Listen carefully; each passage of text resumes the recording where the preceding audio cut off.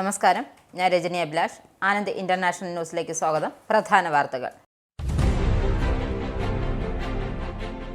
വിശുദ്ധ പത്രോസിന്റെ 267ാമത് പിൻഗാമിയായി US കർദിനാൾ റോബർട്ട് ഫ്രാൻസിസ് പ്രസ്റ്റോവിനെ തിരഞ്ഞെടുത്തു.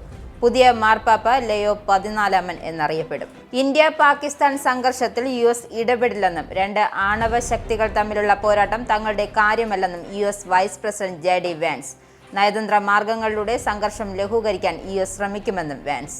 അതിർത്തികളിൽ പ്രകോപനം തുടർന്ന് പാകിസ്ഥാൻ രാജ്യത്തെ 24 വിമാനത്താവളങ്ങൾ അടച്ചു. കേരളത്തിലടക്കം വിമാനത്താവളങ്ങളിൽ കനത്ത സുരക്ഷാ പരിശോധന. ഉറി ഡാം തുറന്നുവിട്ടതിന് പിന്നാലെ കശ്മീരിൽ റൈസി ജില്ലയിൽ സലാൽ ഡാമിന്റെ കൂടുതൽ ഷട്ടറുകൾ പാക് അധിനിവേശ കാശ്മീരിലേക്ക് തുറന്ന് ഇന്ത്യ. ഇന്ത്യയിൽ 8000 അക്കൗണ്ടുകൾ ബ്ലോക്ക് ചെയ്യുമെന്ന് എക്സ്. വിവിധ അന്തർദേശീയ വാർത്താ മാധ്യമങ്ങളുടെയും പ്രമുഖ എക്സ് ഉപയോക്താക്കളുടെയും അക്കൗണ്ടുകൾ ഉൾപ്പെടെയാണ് ബ്ലോക്ക് ചെയ്യുകയെന്നും എക്സ്. നടപടി ഇന്ത്യൻ സർക്കാർ നിർദ്ദേശപ്രകാരം. ചൈനയിൽ നിന്നുള്ള ഉൽപ്പന്നങ്ങൾക്ക് US ഏർപ്പെടുത്തിയ തീരുവകൾ കുറയ്ക്കാൻ സാധ്യതയുണ്ടെന്ന് സൂചന നൽകി US പ്രസിഡന്റ് ഡൊണാൾഡ് ട്രംപ്. പണം ലഭിക്കാൻ UKയിൽ ഇങ്ങനെയും ഒരു വഴിയോ? ഇംഗ്ലണ്ടിലെ ആശുപത്രികൾ ജീവനക്കാരെ വെട്ടിക്കുറയ്ക്കുകയും സേവനങ്ങൾ വെട്ടിക്കുറയ്ക്കുകയും രോഗി പരിചരണം പരിമിതപ്പെടുത്താൻ നീക്കം നടക്കുന്നതായി റിപ്പോർട്ട്. മധ്യപൂർവ്വ ദേശം, ഉത്തരാഫ്രിക്ക, അറബ് ലോകം എന്നിവിടങ്ങളിലെ മികച്ച താമസയോഗ്യമായ രാജ്യമായി മാറി UAE.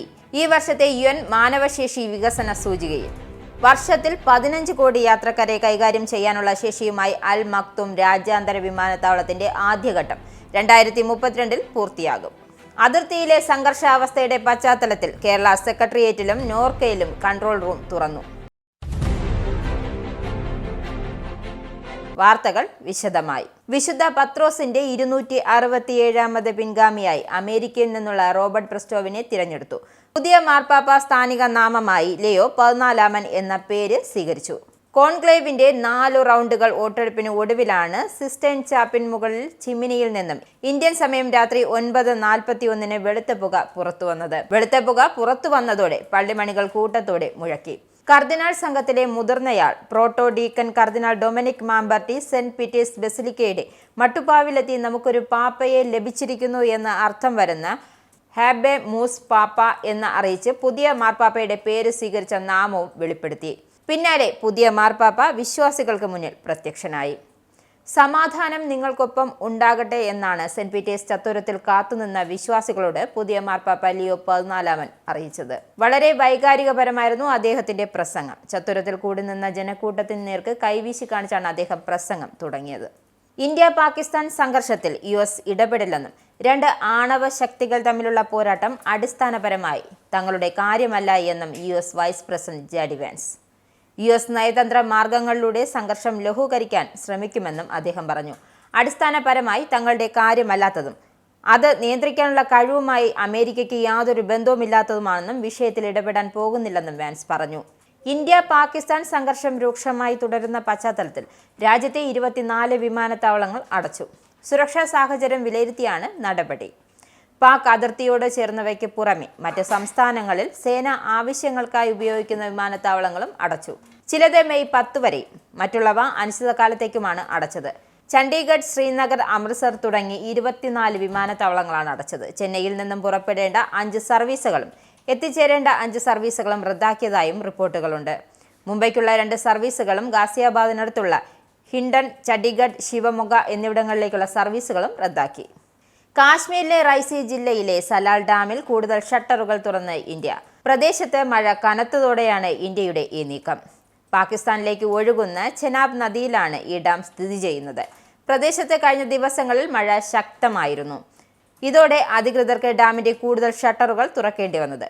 വെള്ളം കുത്തി ഒഴുകി തുടങ്ങിയതോടെ പാകിസ്ഥാന്റെ താഴ്ന്ന പ്രദേശങ്ങളിൽ വെള്ളം കയറുമോ എന്ന ഭീതിയും നിലനിൽക്കുന്നുണ്ട്. സിന്ധു നദീജല കരാർ മരവിപ്പിച്ചതിനു ശേഷം ഇന്ത്യ മേഖലയിൽ തുറന്നുവിടുന്ന 2ാമത്തെ ഡാമാണ് സലാൽ. നേരത്തെ ഉറി ഡാമും ഇന്ത്യ തുറന്നുവിട്ടിരുന്നു. ഇതോടെ പാക് അധീന കാശ്മീരിലെ താഴ്ന്ന മേഖലയിൽ വെള്ളം കയറിയിരുന്നു. ഇന്ത്യൻ സർക്കാർ നിർദ്ദേശത്തെ തുടർന്ന് ഇന്ത്യയിൽ 8000 അക്കൗണ്ടുകൾ ബ്ലോക്ക് ചെയ്യുമെന്ന് എക്സ്. വിവിധ അന്തർദേശീയ വാർത്താ മാധ്യമങ്ങളുടെയും പ്രമുഖ എക്സ് ഉപയോക്താക്കളുടെയും അക്കൗണ്ടുകൾ ഉൾപ്പെടെയാണ് ബ്ലോക്ക് ചെയ്യുകയെന്നും എക്സ് അറിയിച്ചു.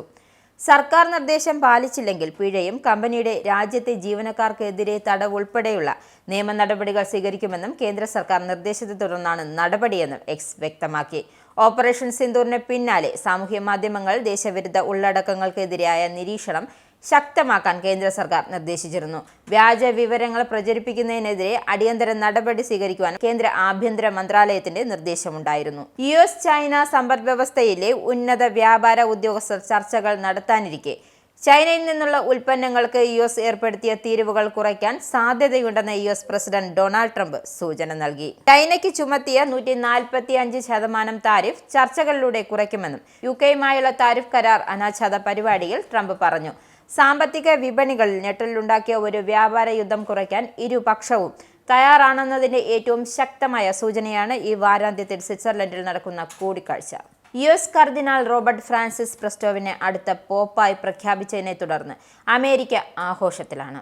ഷിക്കാഗോയിലാണ് പോപ്പ് ജനിച്ചത്. കർദിനാൾ റോബർട്ട് ഫ്രാൻസിസ് പ്രസ്റ്റോവിനെ ആദ്യത്തെ അമേരിക്കൻ പോപ്പാണെന്ന് തിരിച്ചറിയുന്നത് ഒരു ബഹുമതിയാണ്. നമ്മുടെ രാജ്യത്തിന് എത്ര വലിയ ബഹുമതി! ലിയോ 14 പോപ്പിനെ കാണാൻ ഞാൻ ആകാംക്ഷയോടെ കാത്തിരിക്കുന്നു എന്നാണ് വ്യാഴാഴ്ച റോമിലെ വത്തിക്കാൻ ബാൽക്കണിയിൽ പ്രത്യക്ഷപ്പെട്ടതിന് തൊട്ടു പിന്നാലെ ഡൊണാൾഡ് ട്രംപ് ട്രൂത്ത് സോഷ്യൽ സൈറ്റിൽ എഴുതിയത്.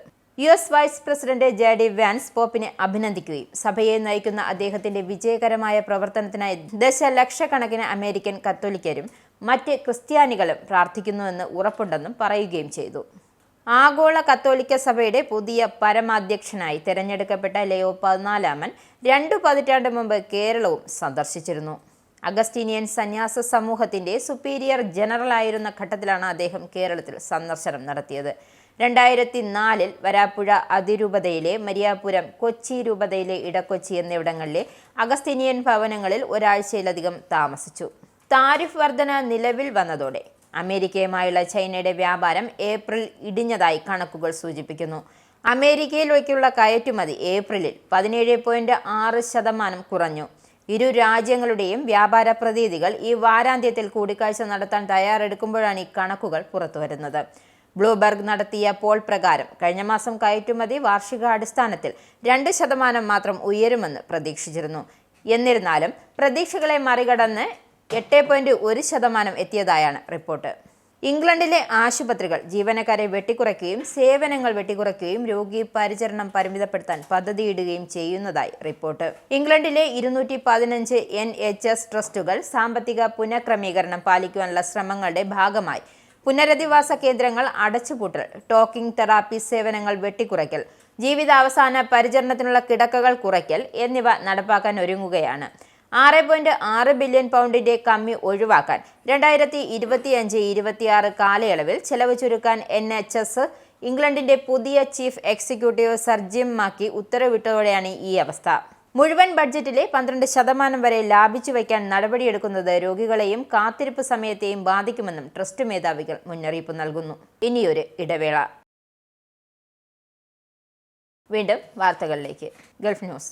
വർഷത്തിൽ 15 കോടി യാത്രക്കാരെ കൈകാര്യം ചെയ്യാനുള്ള ശേഷിയുമായി അൽ മക്തൂം രാജ്യാന്തര വിമാനത്താവളത്തിന്റെ ആദ്യഘട്ടം 2032 പൂർത്തിയാകും. രണ്ടാമത്തെ റൺവേക്കായി 100 കോടി ദിർഹത്തിന്റെ കരാറിനും അംഗീകാരം നൽകി. ഒന്നാം ഘട്ടം പൂർണ്ണതോതിൽ പ്രവർത്തനം ആരംഭിക്കുന്നതോടെ ദുബായ് രാജ്യാന്തര വിമാനത്താവളത്തിലെ എല്ലാ വിമാന സർവീസുകളും അൽ മക്തൂം ഇന്റർനാഷണൽ എയർപോർട്ടിലേക്ക് മാറ്റും. ദുബായ് എയർപോർട്ട് ഷോയോട് അനുബന്ധിച്ച് Dubai aviation city corporation, Dubai aviation engineering projects, Dubai south എന്നിവയുടെ എക്സിക്യൂട്ടീവ് ചെയർമാൻ ഖലീഫ അൽ സഫിനാണ് ഇക്കാര്യം വിശദീകരിച്ചത്. വികസന പ്രവർത്തനങ്ങൾ ദ്രുതഗതിയിൽ പുരോഗമിക്കുകയാണെന്നും നിർമ്മാണം സമയബന്ധിതമായി പൂർത്തിയാക്കുമെന്നും അദ്ദേഹം പറഞ്ഞു. ഭക്ഷ്യസുരക്ഷാ നിയമങ്ങൾ ഗുരുതരമായി ലംഘിച്ച അബുദാബിയിലെ മുസഫ വ്യവസായ മേഖലയിൽ പ്രവർത്തിക്കുന്ന വാഫി ഹൈപ്പർ മാർക്കറ്റ് അധികൃതർ താൽക്കാലികമായി അടപ്പിച്ചു.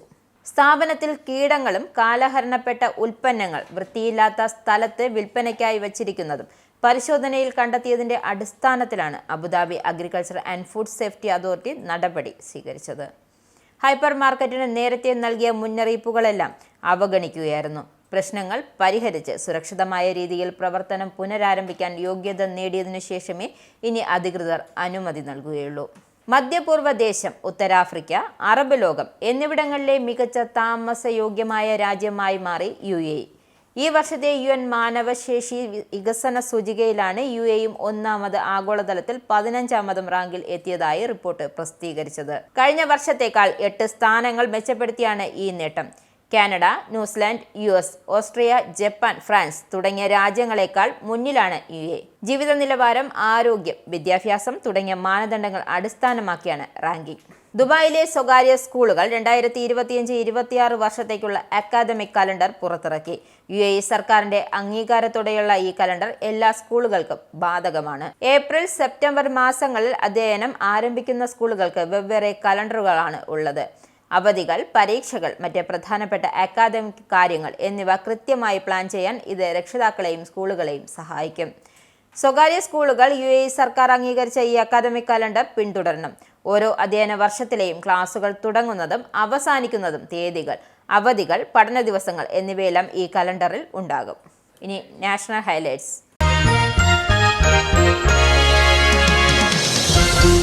പാകിസ്ഥാനെതിരെ ഇന്ത്യൻ സൈന്യം നടത്തുന്ന ഓപ്പറേഷൻ സിന്ദൂറിനെ വിമർശിച്ച അധ്യാപികയ്ക്ക് സസ്പെൻഷൻ. തമിഴ്നാട്ടിലെ SRM സർവകലാശാലയിലെ അധ്യാപികയാണ് കോളേജ് മാനേജ്മെന്റ് പുറത്താക്കിയത്. തന്റെ വാട്സപ്പ് സ്റ്റാറ്റസിലൂടെയാണ് അധ്യാപിക സൈനിക നടപടിയെ വിമർശിച്ചത്.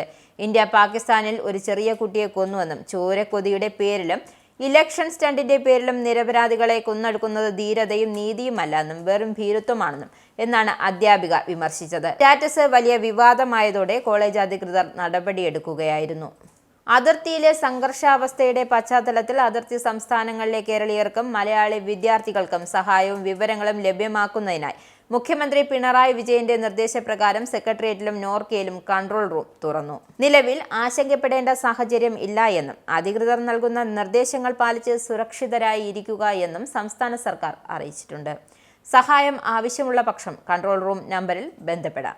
Secretariat control room, Norka global contact centre എന്നിവിടങ്ങളിലോ email വഴിയോ ബന്ധപ്പെടാം. ഇന്ത്യ-പാക് സംഘർഷത്തിന്റെ പശ്ചാത്തലത്തിൽ രാജ്യത്തെ വിമാനത്താവളങ്ങൾ യാത്രക്കാർക്ക് ത്രിതല സുരക്ഷാ പരിശോധനകൾ ഏർപ്പെടുത്തി. ബ്യൂറോ ഓഫ് സിവിൽ ഏവിയേഷൻ സെക്യൂരിറ്റിയാണ് ഇത് സംബന്ധിച്ച നിർദ്ദേശം പുറപ്പെടുവിച്ചത്. ദേഹപരിശോധനയും ID പരിശോധനയും കർശനമാക്കും. നിലവിൽ പ്രവേശന സമയത്തും വിമാനത്താവളത്തിൽ കടന്നതിന് ശേഷമുള്ള സുരക്ഷാ പരിശോധനകൾക്കും പുറമെ സെക്കൻഡറി ലാഡർ പോയിന്റ് ചെക്ക് കൂടിയാണ് ഏർപ്പെടുത്തിയത്. കേരളത്തിലെ എല്ലാ വിമാനത്താവളങ്ങളിലും ഈ രീതിയിൽ പരിശോധന ആരംഭിച്ചു.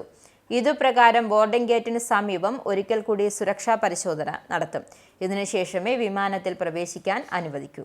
നിയമസഭ പാസാക്കിയ ബില്ലുകളിൽ തീരുമാനമെടുക്കുന്നത് വൈകിപ്പിക്കരുതെന്ന് 3 മാസത്തിനകം തീർപ്പുണ്ടാക്കണമെന്നുമുള്ള സുപ്രീം കോടതി നിർദ്ദേശം പാലിക്കാനുള്ള നടപടികളുമായി കേരള ഗവർണർ. സുപ്രീം കോടതി വിധി വന്നപ്പോൾ ഇതേക്കുറിച്ച് ഗവർണർ പരസ്യമായി എതിർപ്പ് നിലപാട് സ്വീകരിച്ചുവെങ്കിലും നിലവിൽ ഇത് പാലിച്ച് മുന്നോട്ടു പോകാനാണ് തീരുമാനം. സ്വകാര്യ സർവകലാശാല നിയമം, വിവിധ സർവകലാശാല ഭേദഗതി എന്നിവയാണ് നിലവിൽ കേരള ഗവർണറുടെ പരിഗണനയിലുള്ള ബില്ലുകൾ. ഇതിൽ സ്വകാര്യ സർവകലാശാല ബില്ലിനോട് ഗവർണർക്ക് എതിർപ്പില്ലെന്നാണ് സൂചന.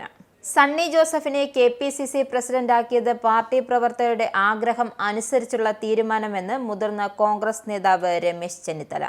പുതിയ തീരുമാനം കോൺഗ്രസ് പ്രവർത്തകർ സന്തോഷത്തോടെ സ്വാഗതം ചെയ്യുമെന്നും അദ്ദേഹം പറഞ്ഞു. സോഷ്യൽ ബാലൻസ് മാത്രമല്ല, പ്രവർത്തന മികവും പരിഗണിച്ചാണ് പുതിയ സമിതിയെ തിരഞ്ഞെടുത്തത്. യുവാക്കളെ അടക്കം പരിഗണിക്കുന്ന നല്ലൊരു പട്ടികയാണ് പുറത്തുവന്നത്. അതേസമയം K.സുധാകരൻ മികച്ച പ്രസിഡന്റ് ആയിരുന്നുവെന്നും അർഹമായ പരിഗണനയാണ് K.സുധാകരന് ലഭിച്ചതെന്നും ചെന്നിത്തല കൂട്ടിച്ചേർത്തു. ഇനി ഇന്നത്തെ പൗണ്ട് റേറ്റ്. UK പൗണ്ട് ഇന്നത്തെ മൂല്യം: ഒരു പൗണ്ട് 113.30 ഇന്ത്യൻ രൂപ, ഒരു US ഡോളർ 85.66 ഇന്ത്യൻ രൂപ, ഒരു യൂറോ 96.16 ഇന്ത്യൻ രൂപ, ഒരു പൗണ്ട് 1.32 US ഡോളർ. ഇനി സ്പോർട്സ്.